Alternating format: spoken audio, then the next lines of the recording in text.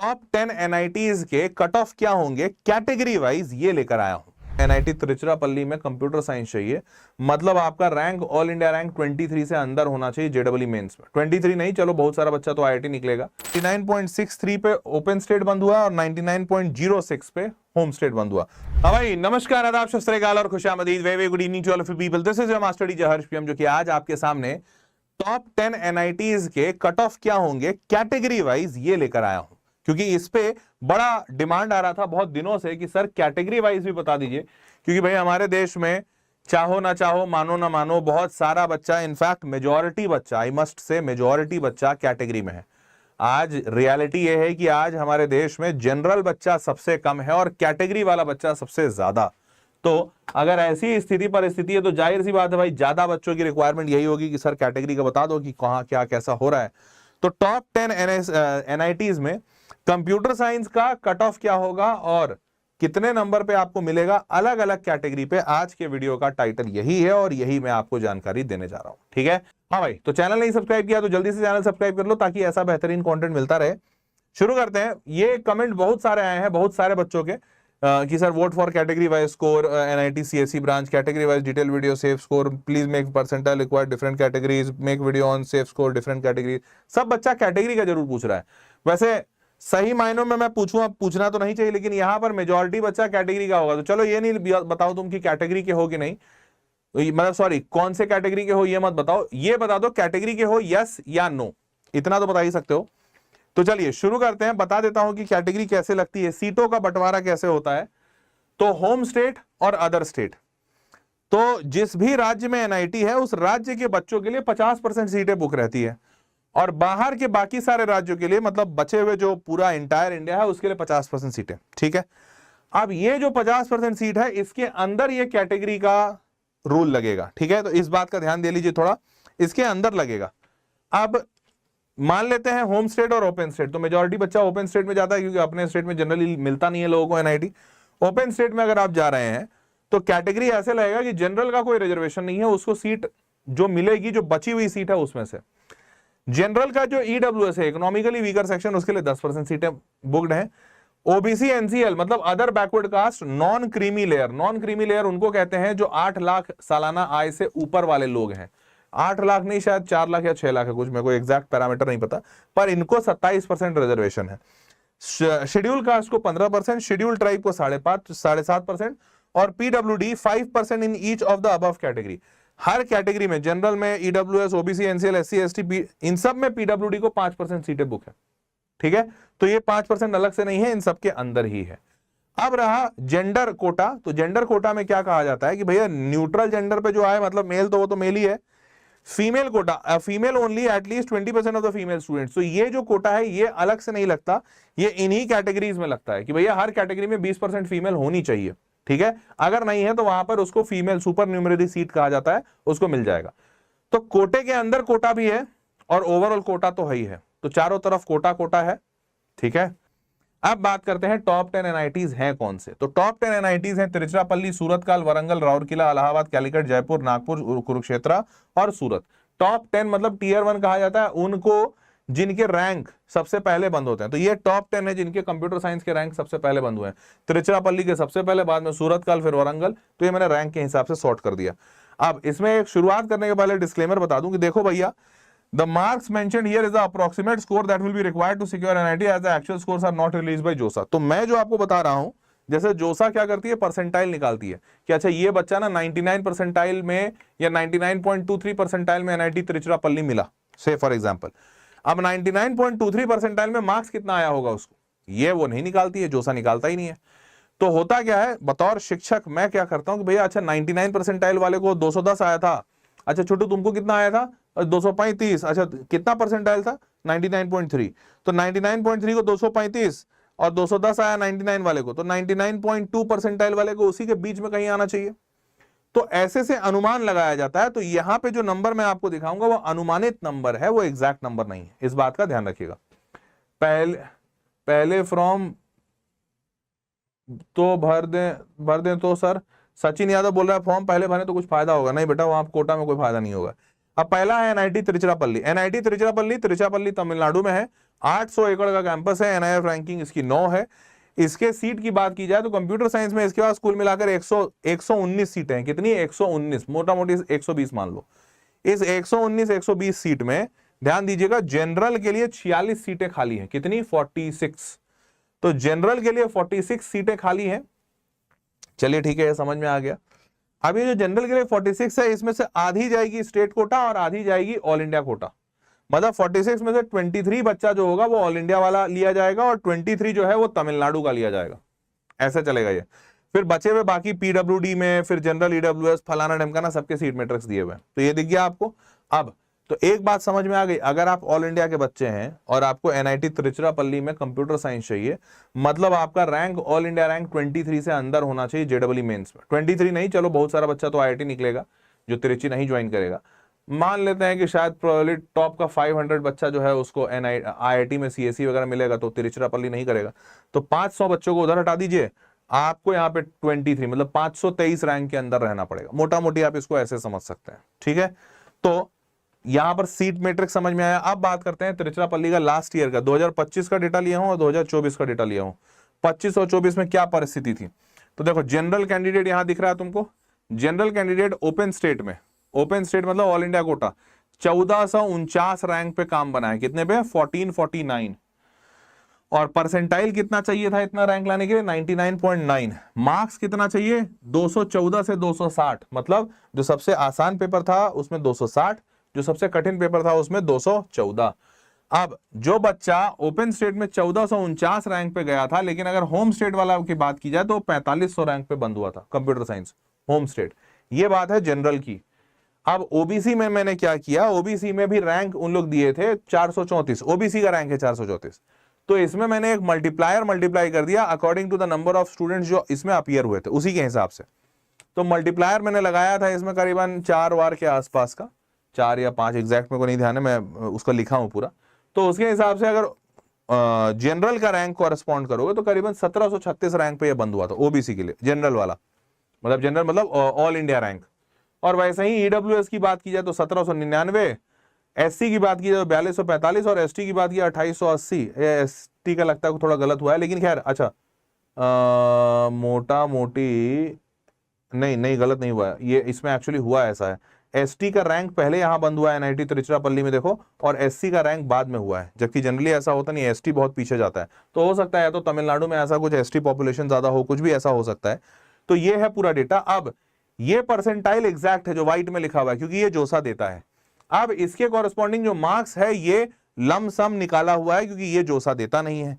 तो आप मोटा मोटी ये समझिए, आप जिस भी कैटेगरी के हो तो आपको इतना लाना पड़ेगा।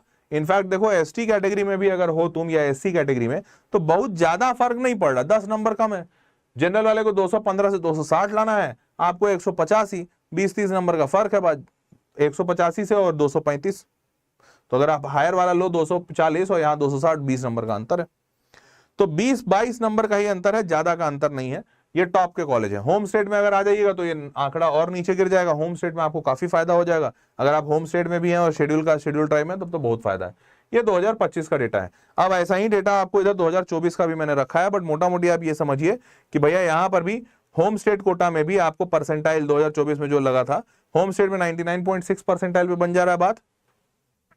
यार क्या हो गया, 99.6 परसेंटाइल पे बात बन जा रहा है और यहाँ पर 99.69 परसेंटाइल। ठीक है, मतलब बहुत ज्यादा अंतर नहीं है। ठीक है, आगे बढ़ते हैं। अब दूसरा बात करते हैं सूरतकाल। सूरतकाल जो है करीबन 300 एकड़ में बना हुआ है कैंपस है, कर्नाटक मैंगलोर में है। बैंगलोर से ये 2 घंटे की दूरी पे है, तो 2 घंटे की दूरी पे काफी अच्छा कॉलेज है सूरतकाल। 17 रैंकिंग पे है। इसकी जो टोटल सीटें हैं वो 115 है, उसकी 119 थी, मोटा मोटी सबकी इतनी है।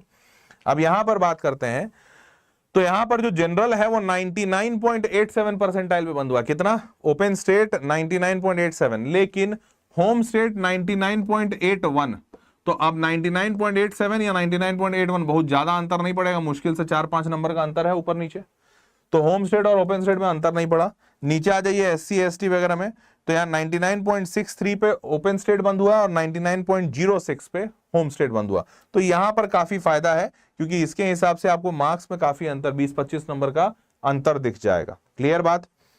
ठीक है भैया, ये भी बता दिया। और ये सेम 2024 में भी डेटा है। अगर किसी को देखो हो सकता है कोई बच्चा यहाँ पर ओबीसी हो, एससी हो, एसटी हो, ईडब्ल्यूएस हो, फलाना ढिमकाना, तो भैया आप स्क्रीन पॉज कर लीजिएगा, आप अपना डेटा यहाँ से देख लीजिएगा कि आपको कितना लाने की आवश्यकता पड़ेगी, और जितना भी लाने की आवश्यकता पड़ रही है उसमें 10-20 नंबर ऊपर लेके चलिएगा, क्योंकि पता किसी को कुछ नहीं है, 10-20 ऊपर नंबर के टारगेट को ही रखिएगा, ठीक है। अब आते हैं तीसरा एनआईटी वरंगल। वरंगल 250 एकड़ का है, तेलंगाना हन्नमकोंडा में है, ठीक है, तेलंगाना स्टेट तो जान ही रहे होगे। अब इसकी बात करें, इनके पास 135 सीटें हैं, कितना 135। अब यहां पर बात कर रहे हैं तो यहां पर भी कंप्यूटर साइंस जनरल के लिए 99.83 पे बंद हुआ, होम स्टेट के लिए 99.76, ज्यादा अंतर नहीं है। नीचे एससी एसटी में आ जाओगे 99.55, 98.84 या 99, तो सब कुछ 99 पे ही बंद हुआ है, ज्यादा मतलब ज्यादा क्या, कोई अंतर ही नहीं है। 99 से ऊपर में ही सबको चाहिए, चाहे वो होम स्टेट हो, चाहे वो ओपन स्टेट हो, चाहे वो एससी हो, चाहे एसटी हो, चाहे जनरल हो, टॉप के 10 में बहुत ज्यादा अंतर नहीं पड़ेगा, ठीक है। चौथा आता है एनआईटी राउरकेला, 1200 एकड़ का कैंपस है यहाँ पर, तो उड़ीसा राउरकेला में है, और राउरकेला में स्टील प्लांट है, अगर आपको पता हो, आई डोंट नो पता है कि नहीं, तो steel authority of India limited का स्टील प्लांट है, आरएसपी उसको कहते हैं, राउरकेला स्टील प्लांट। तो राउरकेला स्टील प्लांट जो है वो काफी बड़ा है, और वहां पर मतलब काफी कुछ सीखने जानने को है, और दूसरा वहां जमीन की कमी नहीं है उड़ीसा में, क्योंकि मेजोरिटी जो है माइंस वाले एरिया है, जो सरकारी जनरली एरिया है, जो पॉपुलेशन है वो भी जनजाति है, शेड्यूल कास्ट, शेड्यूल ट्राइब ऐसे वाले, तो जो ट्राइबल पॉपुलेशन चूंकि ज्यादा है तो वहां पे एरिया बहुत है, तो 1200 एकड़ का कैंपस है भैया, जहां घूमना वहां घूमो, गुम भी हो सकते हो। 113 सीटें हैं कंप्यूटर साइंस की अगर देखा जाए तो। यहां पर भी जो बंद हुआ है वो 99.76 पे बंद हुआ है ओपन स्टेट, होम स्टेट 99.47, मतलब 0.3 परसेंटाइल का अंतर है। और आखिरी में भी आ जाओगे एसटी एससी में भी, तो 99.58 और 98.25 और 97.78। होम स्टेट में खाली एससी एसटी को थोड़ा फायदा हो रहा है, 99 से नीचे में बात बन रही है, अन्यथा तो कुछ नहीं हो रहा है फायदा, ठीक है। 2024 में भी मोटा मोटी डेटा ऐसा ही था, इनफैक्ट 2024 में एसटी पॉपुलेशन को 95 परसेंटाइल पे भी मिल गया था, ठीक है। चलिए अब आगे बढ़ते हैं। पांचवा है एनआईटी इलाहाबाद, यहां तो कोई फायदा होना ही नहीं है, इलाहाबाद बहुत कॉमन एरिया है, यूपी उत्तर प्रदेश का पूरा बच्चा यहां भरा हुआ है। 222 एकड़ का कैंपस है, देखो जरा सीट, ओ भाई इनके पास 325 सीटें हैं, कितनी 325 सीट का भरमार है यहां पर उत्तर प्रदेश में। और यहां पर हालांकि 325 दो ठो में मिलाकर है, बट दोनों को अलग कर लोगे तो भी 160 बनेगा।